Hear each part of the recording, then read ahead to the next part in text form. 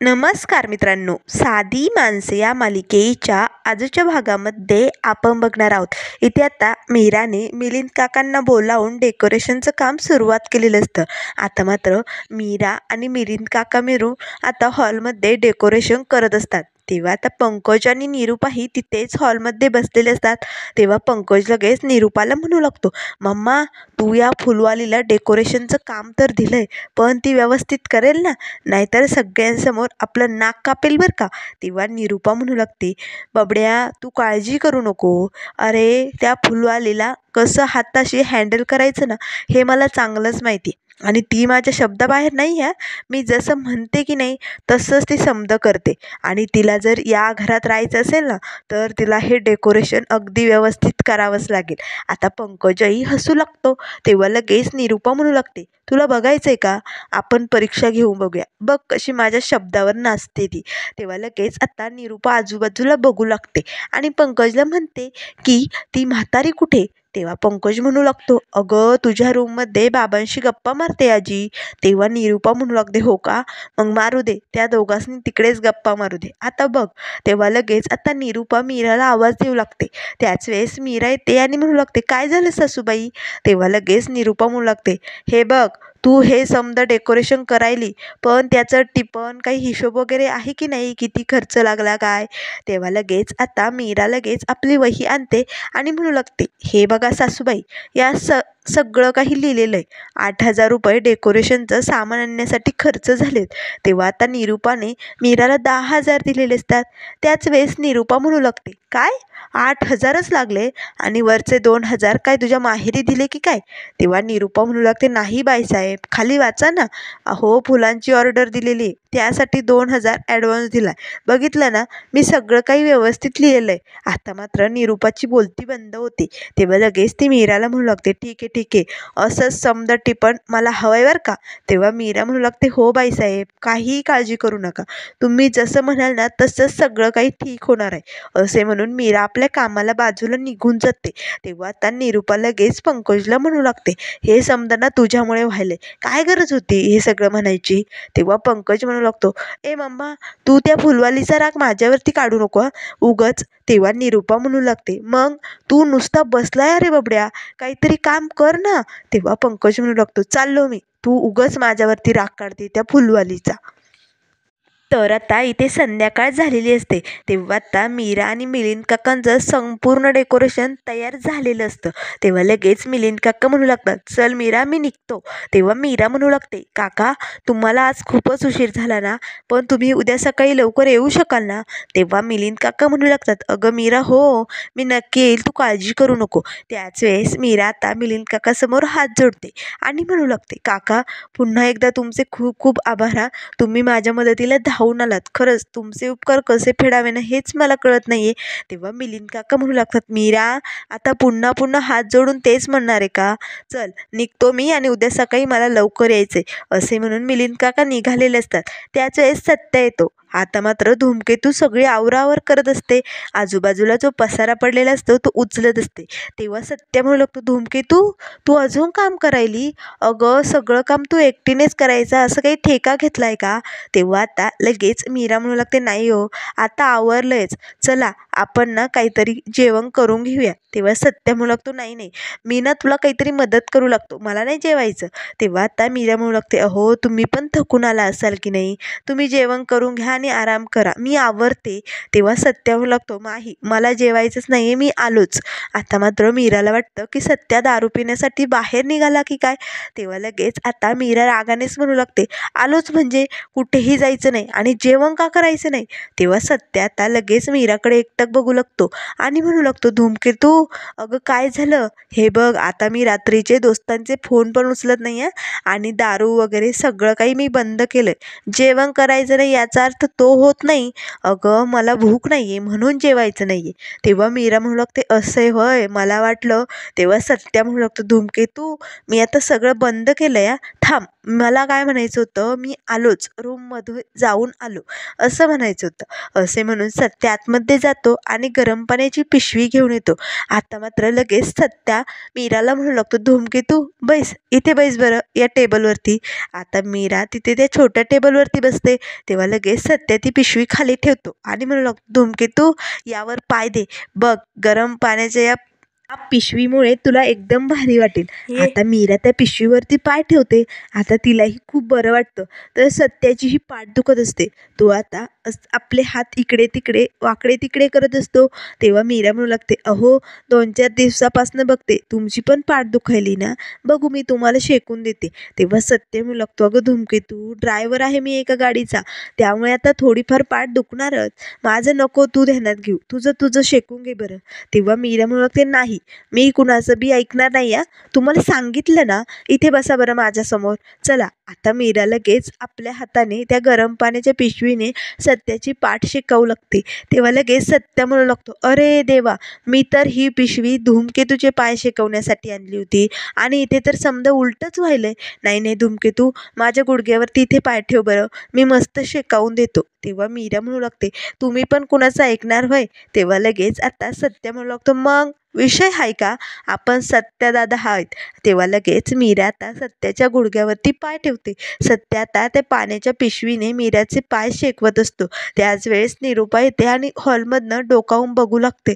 आता मात्र सत्या आणि मीराला असं एकमेकांबरोबर हसतं खेळतं बघून आता मात्र निरूपाला खूपच राग येतो. तर आता ती बघते तर सत्या आपल्या हाताने मीराचे पाय चेपत असतो. त्या गरम पाण्याच्या पिशवीने पाय शेकवत असतो. आता मात्र निरूपा मनाशीच म्हणू लागते, नाही नाही, या पनोती आणि डबल पनोतीचं नातं तर खूपच घट्ट व्हायला लागले. नाही नाही, हे असं होता कामा नये, नाहीतर अशाने यांचं वारस लवकरच या घरात येईल. पण मला या घरात देविका आणि पंकजचंच पहिलं मूल आलेलं चालेल, पण मी असं होऊ देणार नाही फुलवाली. असे म्हणून आता त्या दोघांकडे निरूपा रागाने बघत असते. तर इथे दुसऱ्या दिवशी सकाळी सकाळी देविका आणि सोनाली तयार होऊन इकडे पंकजच्या घरी निघालेले असतात. तेव्हा सोनाली म्हणत असते, अरे बापरे, आज एका मुलीची मेहंदी आहे, खूपच सुंदर दिसते ती मुलगी. त्याच वेळेस समोरून मॅनेजर येतो. आता मात्र मॅनेजरला बघताच देविका म्हणू लागते, काय रे, त्या दिवशीचा मार कमी पडला का, पुन्हा कशाला आलाय. तेव्हा लगेच मॅनेजर म्हणू लागतो, तुझ्यामुळे माझा संसार मोडला, माझे मुलं माझ्यापासून दुरावले, माझी नोकरीही गेली, त्यामुळे आता तुझ्या वाटेला मी सुख येऊ देणार नाही या. तेव्हा लगेच आता देविका म्हणू लागते, एवढं सगळं गमावलंय तरीही पुन्हा तोंड घेऊन आला, लाज नाही वाटत का. तेव्हा लगेच आता मॅनेजर म्हणू लागतो, अगं आता तर माझ्याकडे गमवायला काहीच राहिलं नाही, पण तुझ्याकडे तर तुझा राजवीर नावाचा गोंडस मुलगा आहे आणि हे जर तुझ्या लग्नात सगळ्यांसमोर आलं तर अरे बापरे, कसे बघतील तुझ्याकडे सगळे आणि मग तुझा चेहरा कसा होईल ना, हे बघायला मला खूप मजा येणार आहे. त्यामुळे मी आता सगळं काही लाईव्ह दाखवणार आहे. तुझ्या लग्नात सगळ्यांसमोर तुझं सत्य येणार आहे. तेव्हा लगेच सोनाली म्हणू लागते, देविका, या नालायक माणसाच्या नादाला लागू नको. तेव्हा मॅनेजर म्हणू लागतो, नाही मी नालायक आहे हे मला मान्य आहे, पण खरा नालायकपणा काय असतो ना, हे सगळ्यांसमोर आल्यानंतरच कळेल देविका तुला. असे म्हणून आता मॅनेजर हसत असतो. तेव्हा लगेच सोनाली म्हणू लागते, देविका, या मूर्खाच्या नादाला लागू नको आणि याच्या बोलण्यात तर बिलकुल येऊ नको, चल पटकन आपल्याला उशीर होतोय ना. असे म्हणून सोनाली आता देविकाला ओढत तिथनं घेऊन जाते. आता मात्र इकडे मेहंदीचा कार्यक्रम सुरू झालेला असतो. आता देविकाच्या हातावरती मेहंदी काढण्यास सुरुवात झालेली असते. पण मात्र तिला सारखं सारखं मॅनेजरचंच बोलणं आठवत असतं, तुझा राजवीर नावाचा गोंडस मुलगा आहे हे सगळ्यांसमोर आलं तर. आता मात्र ती खूपच घाबरलेली असते. तर इकडे निरूपा सर्वजण खूपच खुश असतात. त्याच वेळेस सुधाकर भाऊ आजी म्हणत असतात, खरंच मीराने खूप भारी डेकोरेशन केलंय ना. त्याच वेळेस आता सोनाली देविकाजवळ येते आणि तिला हात लावते. त्याच वेळेस देविका डचकते. तेव्हा सोनाली म्हणू लागते, अगं देविका, काय करतेस, सर्वजण तुझ्याकडेच बघतायत, जरा स्माईल ठेव ना आणि तू आता कसल्याही गोष्टीचा विचार करू नको बरं, ते सगळं सोडून दे. तेव्हा देविका आता हसू लागते. त्याच वेळेस इकडे आजी म्हणू लागते, बघ बघ सुधा, अरे आपल्या मीराला काम सोपवलं तर तिने एकदम भारी काम केलं. मीरा खूपच गुणी आणि सुशील पोरगी आहे. एखादं काम हाती घेतलं ना ते अगदी पूर्णपणे पार पाडते. आता मात्र मीरा सगळ्यांना ज्यूस वाटत असते. त्याच वेळेस ती निरूपा समोर येते. आता मात्र आजी आणि सुधाकर भाऊंचं हे गुणगान ऐकून निरूपाला खूपच राग येतो. तेव्हा लगेच ती मीराला म्हणू लागते, चल हो बाजूला, असे म्हणून पटकन उठून इकडे आता ती देविकाजवळ येऊन बसते. आता ती देविकाला म्हणू लागते, देविका बघू तुझी मेहंदी कशी काढली ते, बघू बरं. पण मात्र देविका इकडे मॅनेजरच्या बोलण्यात दंग झालेली असते. तिला सारखं सारखं ते मॅनेजरचंच बोलणं आठवत असतं. तेव्हा लगेच निरूपा म्हणू लागते, अगं देविका मी काय म्हणायले. आता मात्र सोनाली लगेच देविकाला खुणवते आणि म्हणू लागते, सासूबाई. तेव्हा आता देविका म्हणू लागते, आई तुम्ही काय हो होतं. तेव्हा आता लगेच सोनाली म्हणू लागते, अगं त्यांना तुझी मेहंदी बघायची. मग आता लगेच देविका आपला हात समोर करते आणि सर्वांना मेहंदी दाखवू लागते. आता मात्र पंकजचं नाव देविकाच्या हातावरती काढलेलं असतं. तेव्हा निरूपा लगेच पंकजला बोलवते आणि म्हणू लागते, हे बघ पंकज, तुझं नाव किती भारी कोरलंय. तेव्हा लगेच आता पंकजही खूपच खुश होतो. देविकाही हसू लागते. तेव्हा निरूपा म्हणू लागते, असंच तुझ्या हातावर माझ्या बबड्याचं नाव काढलंय ना, असाच तुझा हात त्याच्या हातात नेहमी असू दे आणि कायम त्याच्या सोबत असू दे तू. आता मात्र लगेच पंकज आणि देविका दोघेही एकमेकांकडे बघून हसू लागतात. त्याच वेळेस आता मीरा तिथे उभी असते, मधूही असते. तेव्हा निरूपा मुद्दाम मीरासमोर म्हणू लागते, एखाद्याला ना ठाव पण नसतं त्याच्या हातावरती कुणाचं नाव काढलंय, पण तरीही बोलायला चढायला तयार असतात त्या टवळ्या नवऱ्या. आता मात्र लगेच मीराला आठवतं की सुजित कुमारने त्या मेहंदीवालीला जबरदस्तीने त्याच्या हातावरती यस असं नाव काढायला लावलेलं असतं. आता मात्र लगेच मीराला तिच्या मेहंदीचे क्षण आठवत असतात. ती त्या मेहंदीवालीला म्हणत असते, अहो ताई थांबा, माझ्या हातावरती पी काढायचा असतो, तुम्ही यस काढलाय. पण मात्र त्या मेहंदीवालीनेही बरोबर सत्याचा यसच काढलेला असतो. तेव्हा आता मीराला वाईट वाटतं. त्याच वेळेस आता मधूही तिच्याकडे बघू लागते. तेव्हा निरूपा म्हणू लागते, खरंच तुझ्या हातावरती ना पंकज हे नाव खूप शोभून दिसतंय ग देविका. नाहीतर माझ्या पंकजचं जर दुसऱ्या कुणाबरोबर लग्न झालं असतं ना, तर सगळी आयुष्याची वाट लागली असती. जे काही आयुष्यात घडत असतं ना ते अगदी बरोबर घडत असतं देविका. खरंच तू माझ्या पंकजच्या आयुष्यात आली आणि हे खूप भारी झालं. आता मात्र मीराला वाईट वाटतं. आता सुधाकर भाऊ आणि आजीला निरूपाचा राग येतो. आता निरूपा काही बोलणार ते सत्य आलेलं असतो. आता मात्र लगेच सत्या म्हणू लागतो, बाप आजी आलो की नाही वेळेवर. तेव्हा लगेच दरवाजात येतच सत्या म्हणू लागतो, धूमकेतू. आता मात्र मीरा सत्याकडे बघू लागते. तेव्हा लगेच निरूपाला राग येतो. तेव्हा सत्या येतो आणि मीराचा हात हातात घेतो आणि म्हणू लागतो, धूमकेतू तू अजून मेहंदी नाही काढली. तेव्हा मीरा म्हणू लागते, नाही ना, मला खूप कामं होती ना. तेव्हा आता मधूही तिथेच असते. तेव्हा सत्य म्हणू लागतो, बारीक तू पण मेहंदी नाही काढली. तेव्हा मधूही नाही म्हणते. तेव्हा लगेच सत्या आता मीराचा हात धरत तिला निरूपा समोर आणतो आणि म्हणू लागतो, निरूपा हे समजा जे दुकान मांडलंय ना मेहंदीचं, ते तुमच्या दोघींसाठीच आहे का, तुझी बबडी आणि तू. आता मात्र निरूपा म्हणू लागते, ए काय बोलायलाय पण होती, आणि देविका या घरची सून आहे, त्यामुळे हे समजा तिच्यासाठी चालू आहे बरं का.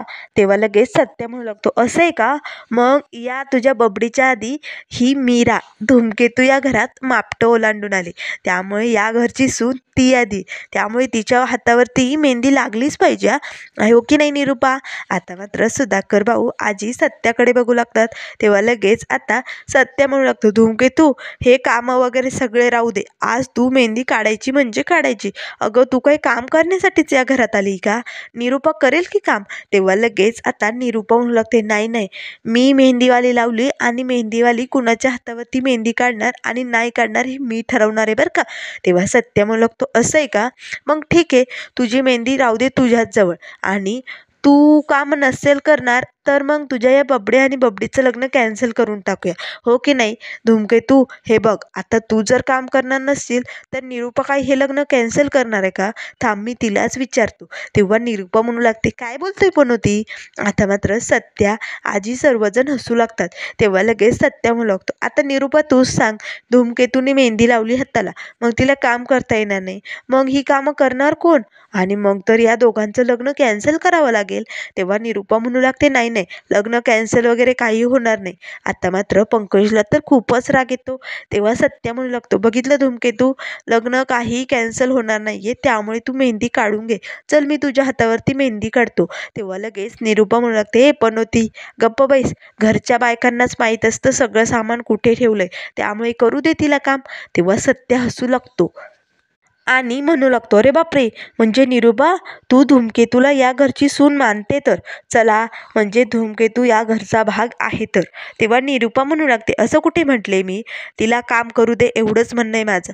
तेव्हा सत्या म्हणू लागतो, अगं धूमकेतू, आता तुला मेहंदी काढायची कामं कोण करणार, जाऊ दे.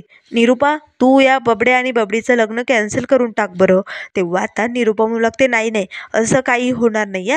तेव्हा लगेच सत्या म्हणू लागतो, चल धूमकेतू, मी तुझ्या हातावरती मेहंदी काढतो. ही निरुपा करेल की तिच्या बबड्याच्या लग्नाची कामं, थोडासा हातभार तिचाही लागू दे. आता मात्र निरुपाला सत्याचा खूपच राग येतो. तर इकडे पुढील भागामध्ये आपल्याला बघायला मिळेल, सत्या आता आपल्या स्वतःच्या हाताने मीराच्या हातावरती सुंदर अशी मेहंदी काढतो. तेव्हा लगेच आता तो मीराला म्हणू लागतो, धूमकेतू कशी हाय, भारी आहे ना. तेव्हा आता मीराचं तोंड मात्र सुकून जातं. तेव्हा सत्या म्हणू लागतो, काय झालं धूमकेतू, आवडली नाही का तुला मेहंदी. तेव्हा मीरा म्हणू लागते, मेहंदी खूप भारी हो, पण पोट गडगडायले, खूपच भूक लागली, कावळे काव काव करतायत. तेव्हा सत्या म्हणू लागतो, काळजी करू नको धूमकेतू. असे म्हणून तो लगेच आता आतमध्ये किचनमधून जेवणाचं ताट घेऊन येतो. तेव्हा मीरा म्हणू लागते, तुम्ही जेवणाचं ताट आणलंय खरं, पण आता मी खाऊ कसं. एक काम करा, तुम्हीच भरवा मला. आता मात्र मधू त्या दोघांकडे बघून हसू लागते. तर मित्रांनो, अशाच मालिकेंच्या अपडेट पाहण्यासाठी चॅनलला लाईक करा, सबस्क्राईब करा. व्हिडिओ पाहिल्याबद्दल धन्यवाद.